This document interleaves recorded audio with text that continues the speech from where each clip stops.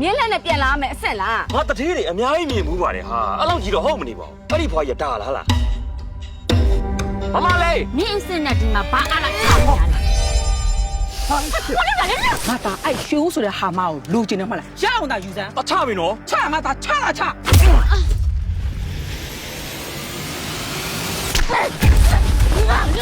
မင်းကလေရတနာဆိုင်ကတထဲသမီးရွှေဦးကိုခိုးရလို့ဆို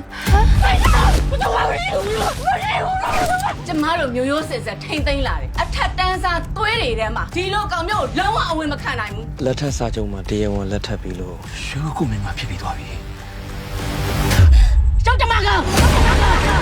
အိုးအင်းကြီးရှင်တို့ရဲ့ခမေးခမဲအသက်သက်သက်လေးမိချင်ရောက်နေပြီလေ နင်တို့လိုအစင်တန်းမျိုးနဲ့မတက်မရမိုးပေါ်လာတက်မှန်းနေအောင်ခွေးကြိုက်တာတဲ့နားတယ်ဟဲ့ ထွက်သွားအကောင်လုံးတန်းစီပြီးတော့ထောင်ထဲထဲပလိုက်မိန်းကလေးကလည်းအပြိုပြန်ဖြစ်လာတော့မှမဟုတ်တယ် ဘာလဲပြောပြလဲတန်းစားကောင်တဲ့အောင်စား အဲ့ဒီတန်းစားနစ်သမီးကလိမ့်တော်ထားတာနေတော့လေတန်းစားပဲ အဲ့တော့လေတဆုံးရိုင်းပြလို့ကောင်းသွားတာပေါ့ဒီသားကအားလုံးကိုမုတ်ချင်ပြစ်စိတ်မရှိရဟာ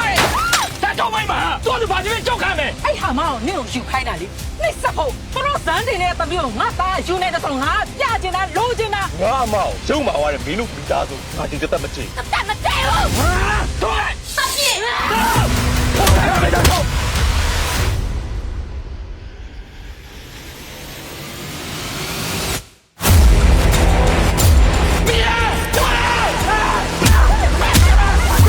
ရတနာဆိုင်ကြီးကမင်းတို့ဖက်မှာပြက်ကြီးကမထိန်သိမ်းနိုင်နဲ့အမိုက်မ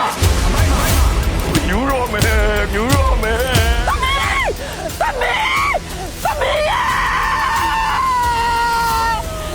ဟိုကြီးအမိုက်